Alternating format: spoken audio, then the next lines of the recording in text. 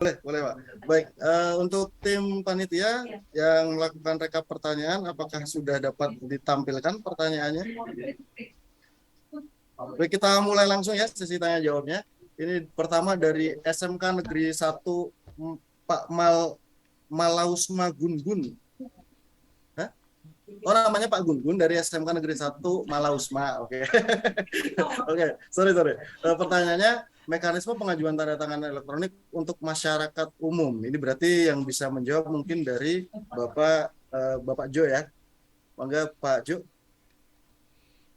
kami silakan. Baik, uh, kami coba menjawab untuk masyarakat umum sampai dengan saat ini karena kita sebagai penyelenggara sertifikasi elektronik untuk pelayanan pemerintahan, kalau memang diperlukan di sistem informasi pemerintah daerah untuk mengakomodir tanda tangan elektronik publik, kami bisa mengakomodir, hanya saja untuk perseorangan itu tidak diakomodir dan kami sarankan untuk menggunakan layanan tanda tangan elektronik yang diterbitkan oleh penyelenggara sertifikasi elektronik non instansi ya, atau dari penyelenggara PSR yang bisa dilihat di situsnya Kominfo Pak. Jadi nggak hanya penyelenggara sertifikasi elektronik pemerintah, tapi ada juga penyelenggara sertifikasi elektronik swasta.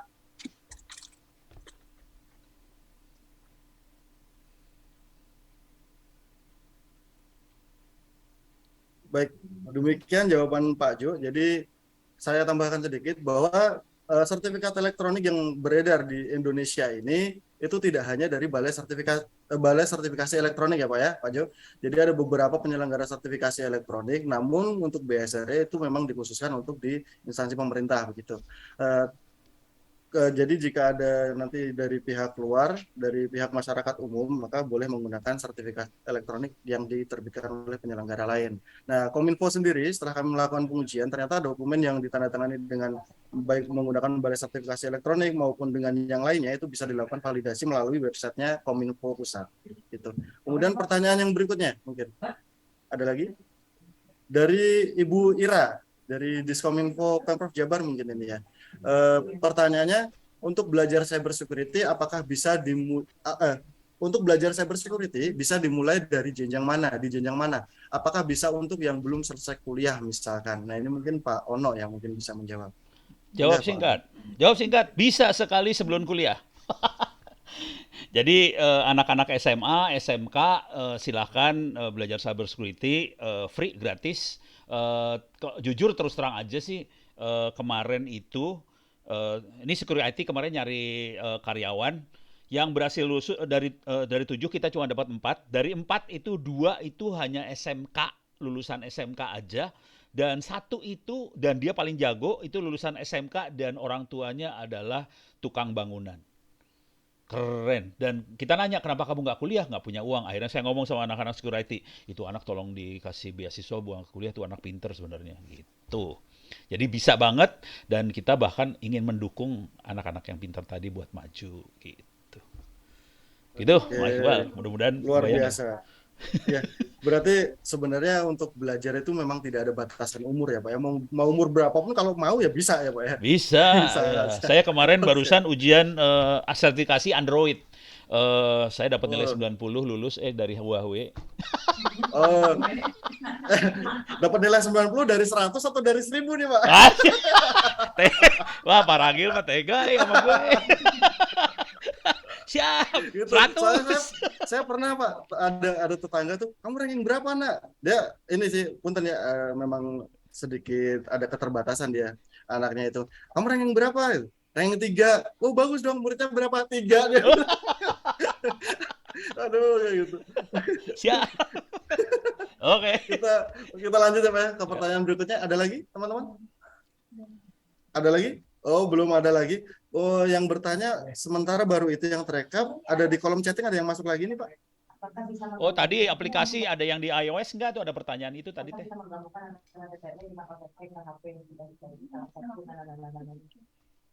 Oke. Dari Bapak Asepka ya, BMPR.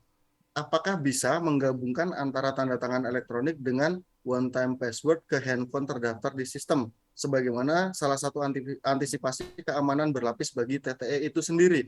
Ini Pak Jonathan, saat ini setahu saya memang aplikasi-aplikasi BSR sudah tergabung ya dengan Free OTP ataupun Google Authenticator ya Pak. Mungkin bisa dijelaskan lebih lanjut Pak Jo, mangga.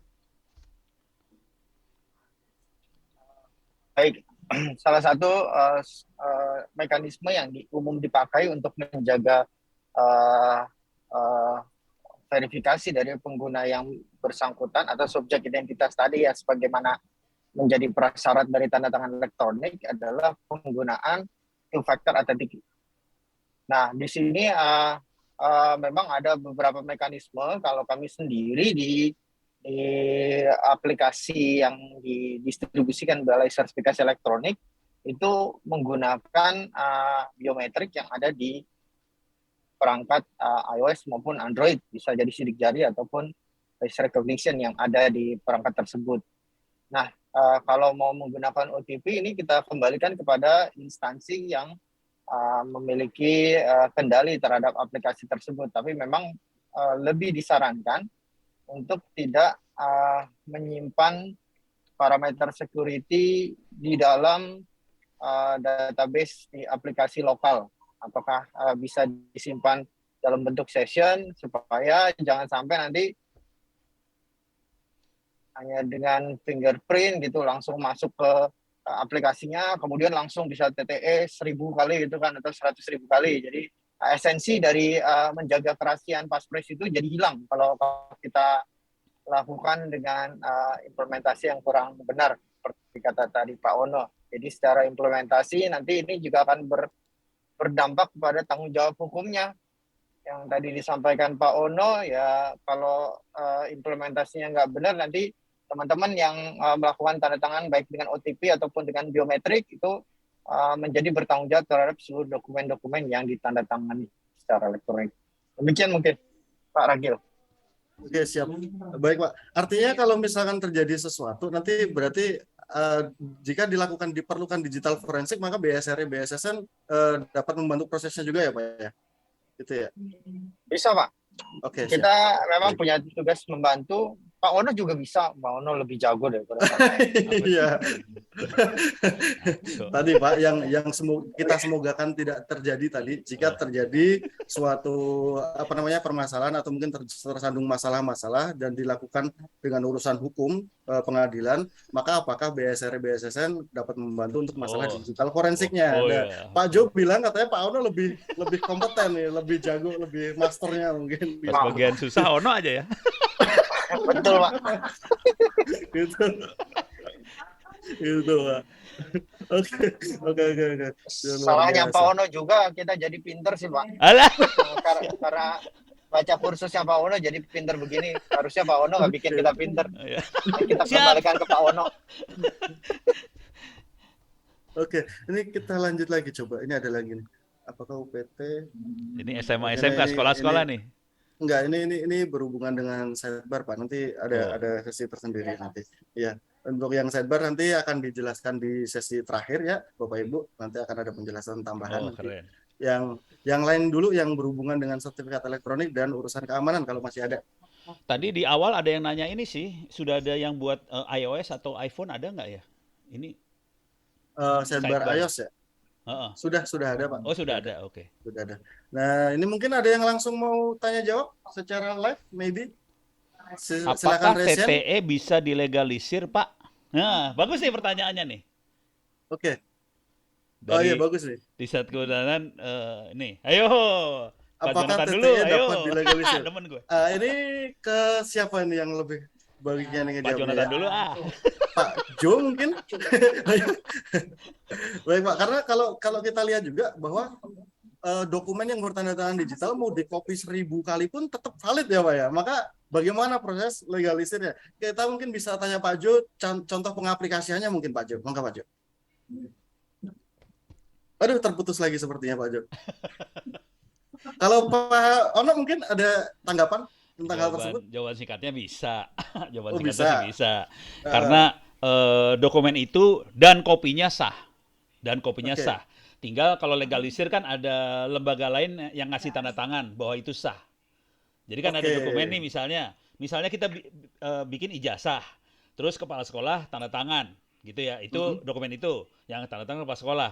Kalau legalisir kan nanti ada lembaga di atasnya, misalnya dinas pendidikan atau apa tanda tangan bahwa ini sah dari sekolah itu. Jadi ada dokumen plus tanda tangannya di tanda tangan lagi, bisa Baik. juga. Oke. Gitu. Jadi atau mungkin bisa dikatakan seperti ini, Pak. Kan Balai Sertifikasi Elektronik itu juga mempunyai e-seal ya, Pak ya? Yang Oh, tanda tangan elektronik untuk instansi. Nah, mungkin sebuah dinas tersebut mungkin ada hal yang diterbitkan khusus untuk bagian legalisir aja mungkin ya, Pak ya. oh bisa Jadi aja nanti sih. gitu bisa Iya, nanti tergantung peraturan di instansi masing-masing berarti. iya, Jawabannya adalah bisa ya, Pak ya. bisa. Oke, Secara teknis mah tapi kita gampang. Tinggal siap siap aturannya siap. aja diatur. Oke. Kalau dari Pak Jo mungkin ada tambahan mungkin. Tadi belum sempat menjawab tapi sempat terputus tadi. Ya, Bagaimana mohon proses? maaf tadi terputus lagi di jalan. Ya, baik Pak. Jadi Kami terkait legalisir Bapak Ibu oke. sekalian, tadi sudah ngelihat itunya apa-apanya. Ya, Apakah dokumen tanda tangan elektronik bisa dilegalisir? Betul ya, Pak Ragil ya? betul. Ya. Betul. Nah ya, jadi secara konsep legalisir sama tanda tangan elektronik kita memang dua produk yang berbeda terkait tanda tangan elektronik turunannya. Jadi kalau yang disampaikan Pak Uno memang secara generik itu dasarnya, tapi pada waktu dia dimunculkan dalam produk ini sih sebenarnya kalau kata Pak Uno bahasa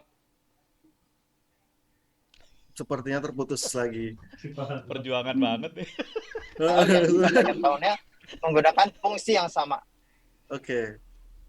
Ya. Ya. Jadi secara langsung apa tidak langsung tadi jawabannya memang bisa. Putus-putus Kak Pak? Ya, Putus. betul Pak. Putus-putus, betul. Betul Ya. Bapak. Ya putus-putus ya. Ya. Jadi kurang lebih gambaran sama kayak Pak Uno lah. Saya ikut Ya. Pak Uno lah. Oke, oke. Pak Jo. Siap. Baik, ini ada pertanyaan lagi tapi berkaitan dengan sidebar lagi ya, kita skip dulu. Ada lagi mungkin?